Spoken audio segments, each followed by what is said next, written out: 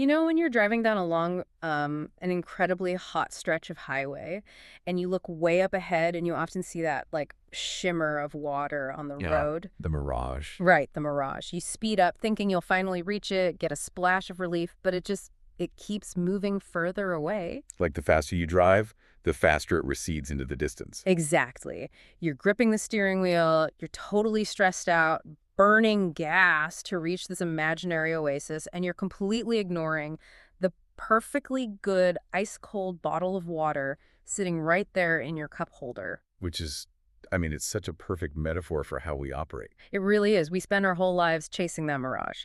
But a document we're diving into today, an excerpt focusing on a concept called purposehood from a book called Life of Gratitude.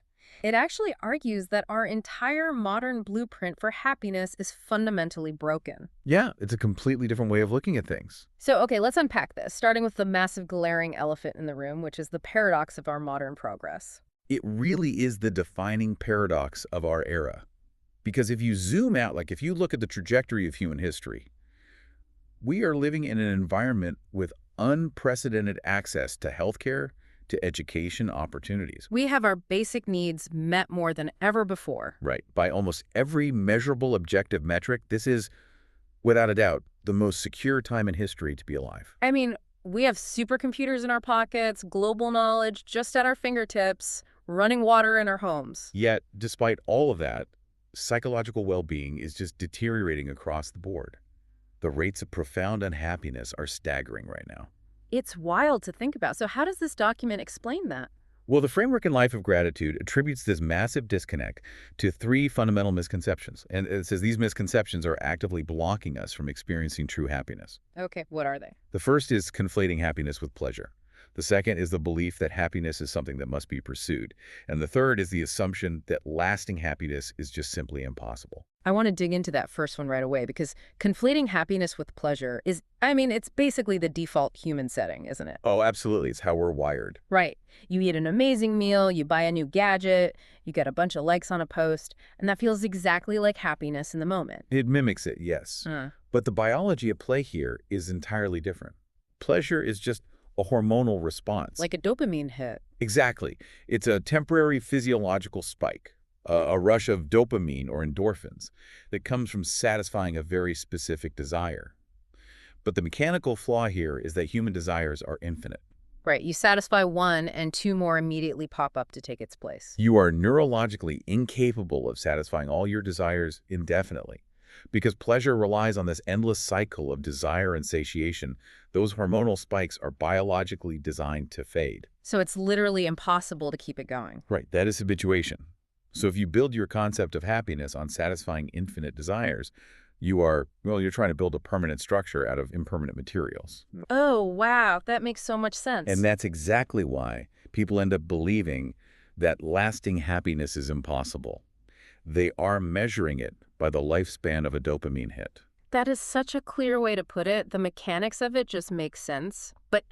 And I have to push back hard on this second misconception you mentioned. Sure, go ahead. The idea that we shouldn't pursue happiness. Wait, we are culturally hardwired to believe in the pursuit of happiness? I mean, it's in our founding documents. It's our economic engine. It's ambition itself. With everything we're taught, yeah. If our ancestors didn't actively pursue a better life, we would still be sitting in caves. So how can the actual pursuit of happiness be wrong? What's fascinating here is the underlying psychology of the pursuit itself. The source argues that the very act of pursuing happiness generates stress and alienation Wait, really? Why? because of what that pursuit implies to your own brain. When you are aggressively pursuing something, you are subconsciously reinforcing a mindset of scarcity.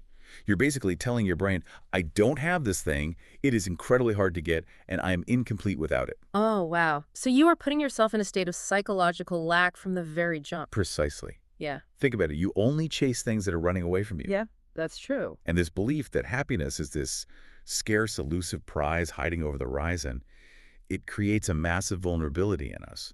It opens the door to peddlers. Peddlers, like advertisers and influencers. Advertisers, self-help gurus, political dogmas. Once you're convinced that happiness is a scarce resource that you have to hunt down, there is an endless line of people ready to sell you the map or the product or the lifestyle that promises to help you catch it. You become a consumer of happiness rather than an experiencer of it, Exactly. which perfectly sets up that argument in the source material. And I love this analogy. You don't pursue breathing when you are completely surrounded by air. It completely flips the paradigm from exertion to alignment. It's such a striking image. Happiness is as readily available in our natural environment as the oxygen in the room. We just have to stop running around trying to catch it in a butterfly net and instead just be open to receiving it. Right. It's already there. But realistically, like, if I'm not chasing it, what exactly am I supposed to be doing? How do we catch something without reaching for it? Well, the text suggests you look at the rest of the natural world.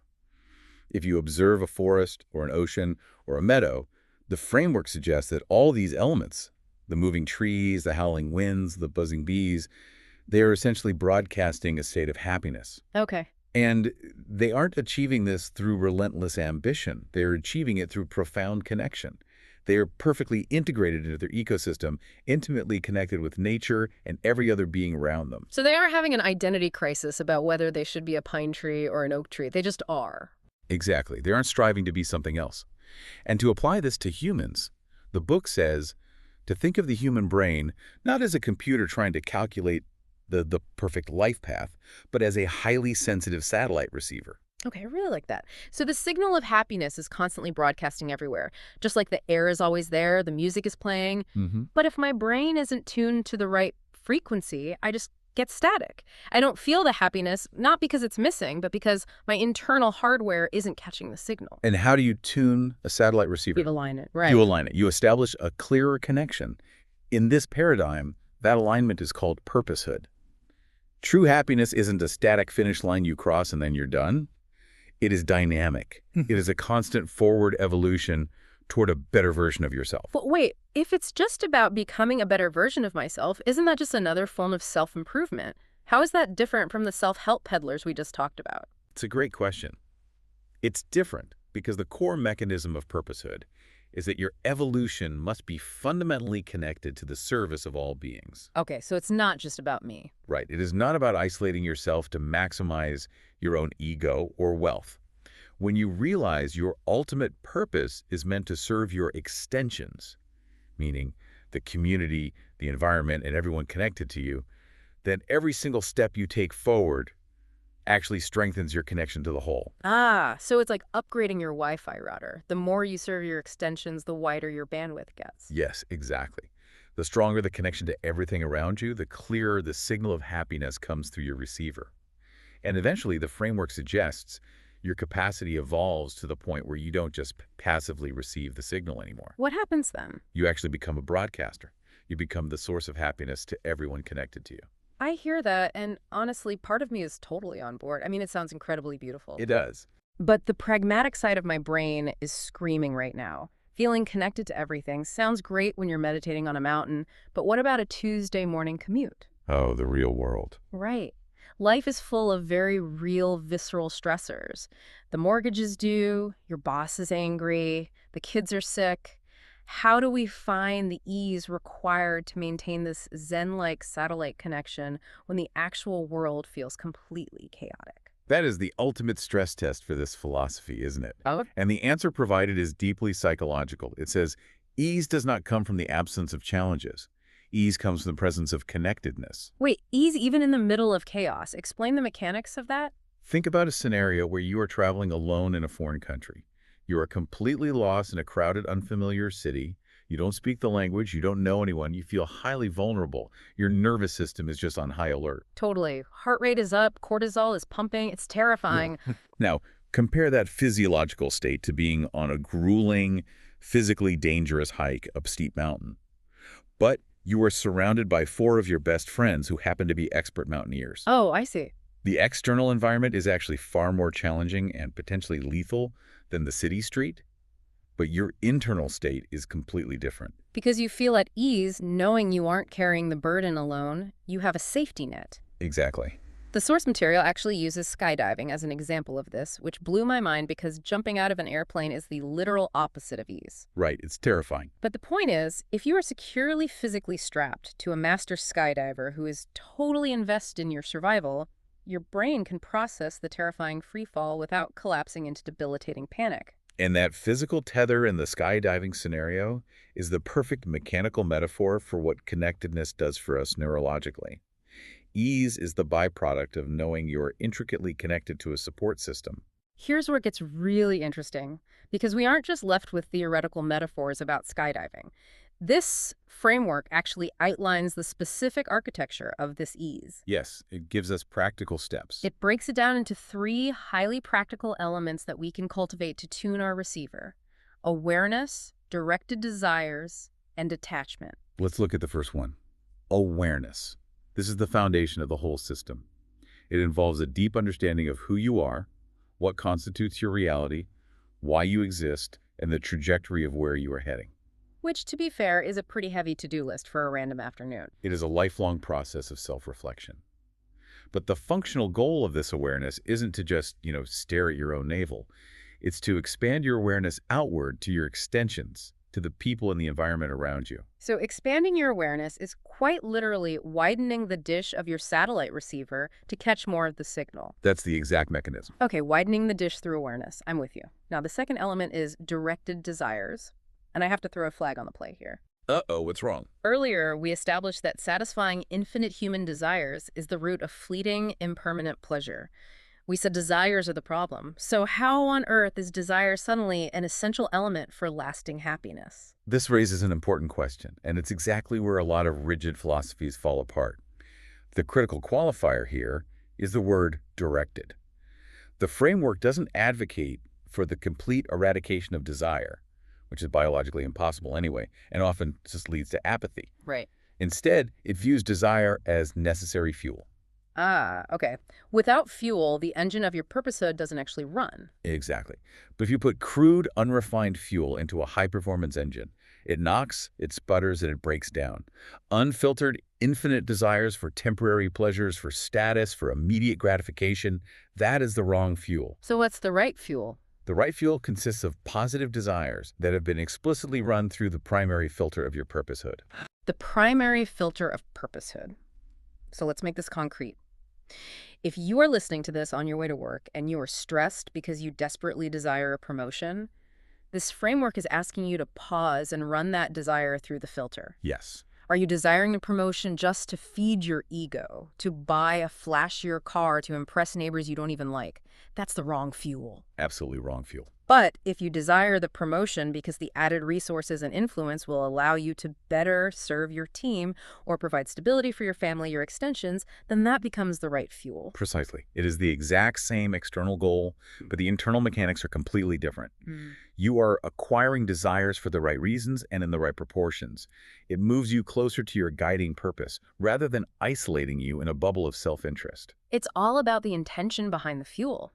Which leads us perfectly into the third and final element of ease, which acts as the ultimate counterbalance to desire detachment. Now, detachment in this context does not mean not caring. I want to be clear about that. It means perfecting the process of your life without obsessively fixating on the outcome.